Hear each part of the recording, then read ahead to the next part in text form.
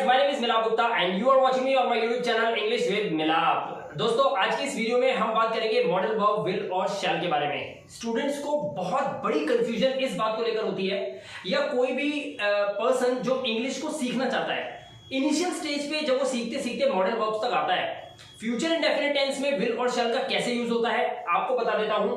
सामान्य ज्ञान ये कहता है कि फर्स्ट पर्सन यानी कि आई और वी के साथ हमें शैल का यूज करना चाहिए, और सेकंड पर्सन और थर्ड पर्सन के साथ हमें विल का यूज करना चाहिए। ये हम टेंसेस के अंदर बहुत अच्छे से सीख लेते हैं। स्कूल्स के अंदर टीचर्स ने हमें पढ़ाया था, या आप कहीं पे ट्यूशन जाओगे तो वहां पे मैडम आपको पढ़ा देंगी। लेकिन उसके आगे की कहानी क्या है, उसके आगे की महाभारत, गीता, कुरान, आज मैं सब बताने वाला हूं। वीडियो को पूरा एंड तक देखिएगा और आपको क्लियर हो जाएगा कि मॉडल वर्ब्स के रूप में विल और शैल का किस तरह से सेंटेंस के अंदर यूज किया जाता है। चंद मिनटों में ये टॉपिक खत्म होने वाला है, इसलिए बड़े ध्यान से वीडियो को देखिएगा।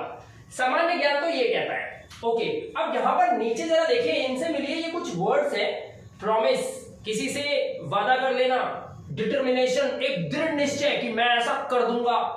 थ्रेट, ऐसा मत कर देना वरना ये कर दूंगा वो कर दूंगा, किसी को धमकी देना। थ्रेट अगर सेंटेंस के अंदर हो तो क्या करना है। और एक होती है वार्निंग, जब हम किसी को वार्निंग देते हैं ना, कि जैसे प्रिंसिपल बोलता है बच्चों को या गर्ल्स को बोलता है कि लड़कियां मिनीज नहीं पहनेंगी या मिडीज नहीं पहनेंगी, तो ऐसे सेंटेंसेस के अंदर हम कैसे अपने भावों को एक्सप्रेस कर देते हैं, यही है मॉडल वर्ब्स। मॉडल मतलब ही यही होता है कि दिल की बात, दिल की गहराई को सामने वाले तक पहुंचाना, इसी को बोलते हैं मॉडल वर्ब। अदरवाइज तो सब टेंसेस ही होते हैं। ठीक है, अब देखना यहां पर बड़े ध्यान से, मॉडल वर्ब विल और शैल मैंने सामान्य ज्ञान आपको दे दिया और यहां पर बताया इन चार बातों का ध्यान रखना। इसके अलावा किसी सेंटेंस के अंदर फोर्स या कंपल्जन आपको दिखाना हो, फोर्स मतलब जोर देना किसी बात पर, कंपल्जन मतलब ये दिखाना कि ये नेसेसरी है, जरूरी है, इट इज मैंडेटरी। और उसके साथ साथ अगर आपको कमांड या इंस्ट्रक्शन किसी सेंटेंस के अंदर देने हो, तब आपको क्या करना है, बड़े ध्यान से सुनो।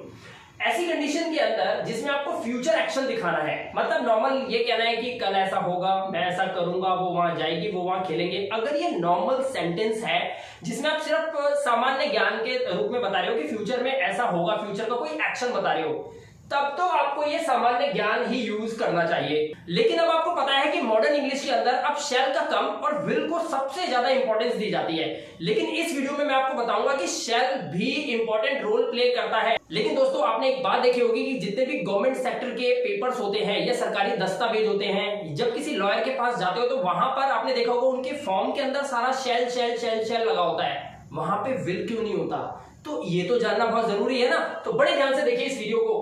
अब यहां पर एक पहला सेंटेंस है, सेंटेंस कहता है I dash go to the market tomorrow. ये सारे सेंटेंसेस ना विल और शैल से रिलेटेड ही है, इसलिए अब सब में लगाएंगे जाऊंगा, जाएंगे, जाएगी, खाएगा, पिएगी। ठीक है, तो मैं जाऊंगा, कहां जाऊंगा, मार्केट जाऊंगा, कब जाऊंगा, कल जाऊंगा, आने वाले कल को। अगर ये फ्यूचर एक्शन है नॉर्मल, इसमें कोई promise, determination, threat, warning, force, compulsion, command या इंस्ट्रक्शन नहीं है, तो आप सिंपल इसमें सामान्य ज्ञान के हिसाब से लगा दीजिए कि आई के साथ हम क्या लगाते हैं, शैल लगाते हैं, तो हम यहाँ पर शैल लगा देंगे। ठीक है, तो सेंटेंस बनेगा I shall go to the market tomorrow because it is a future action representation. ठीक है, तो इसके अंदर हमने यहाँ पर शैल लगा दिया। अब जरा सेकंड सेंटेंस देखिए, ही डैश पे यू ऑन मंडे। मैंने बोला वह तुम्हें मंडे को पैसे देगा या मंडे को वो तुम्हें भुगतान करेगा। अगर इस सेंटेंस के अंदर प्रॉमिस है, एक वादा है, कई बार हम किसी से पैसा उधार ले लेते हैं तो वो क्या बोलता है, कहता है भाई कब देगा, तो हम एक प्रॉमिस के रूप में उससे बात करते हैं कि मैं तुझे मंडे को दे दूंगा। तो यहां पर एक प्रॉमिस अगर झलकाना है, ये सेंटेंस के अंदर प्रॉमिस की स्मेल आ रही है, एक गंध आ रही है कि यार ये सेंटेंस है ना, एक प्रॉमिस दिखाई दे रहा है, कुछ ऐसा। हर एक सेंटेंस से ऐसी तो सेंस पकड़ते हो आप। तो अगर प्रॉमिस है तो ही के साथ सामान्य ज्ञान में क्या लगना चाहिए, विल। तो लेकिन हम यहां पर क्या लगा देंगे, हम यहां पे लगा देंगे शैल। ही के साथ विल लगना चाहिए लेकिन शैल लगाएंगे, क्यों, क्योंकि ये प्रॉमिस को झलक दे रहा है।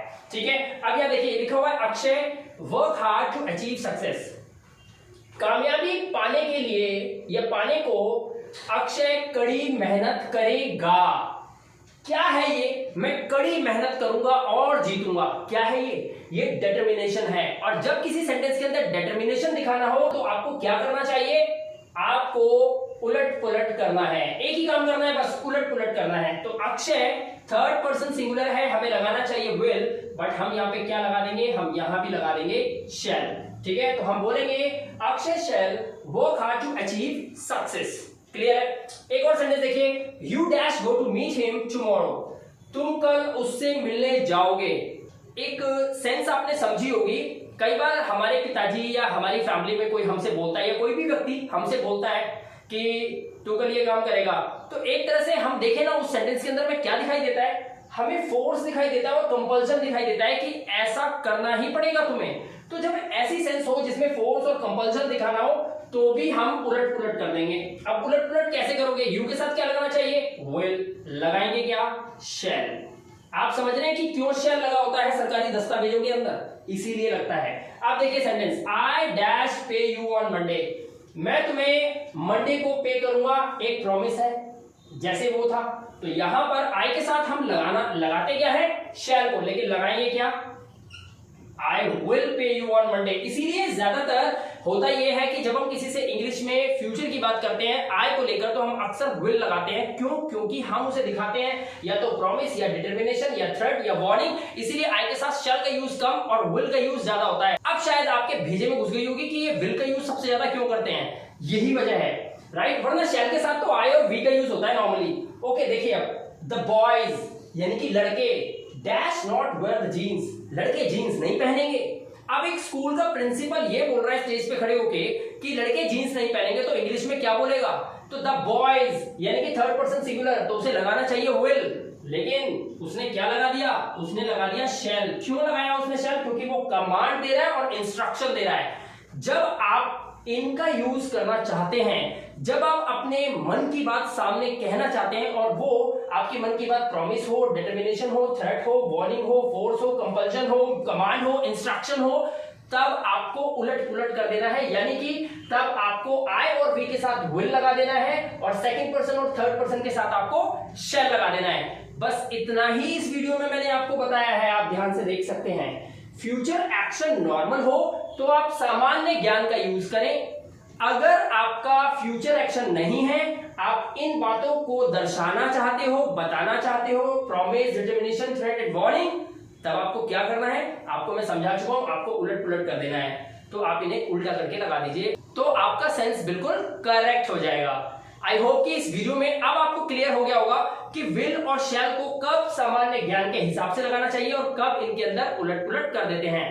अगर आपको वीडियो पसंद आया हो तो वीडियो को लाइक जरूर कीजिएगा और शेयर ज्यादा से ज्यादा इस वीडियो को कीजिएगा, ताकि उन सभी स्टूडेंट्स तक या उन गरीब बच्चों तक, दूर छोटे छोटे गांव के अंदर जो बच्चे हैं उन तक ये वीडियो पहुंच जाए और उनको विल और शैल का प्रॉपर यूज करना आ जाए। मैं मिलाप गुप्ता, मिलूंगा आपसे नेक्स्ट वीडियो में। Till then, good bye.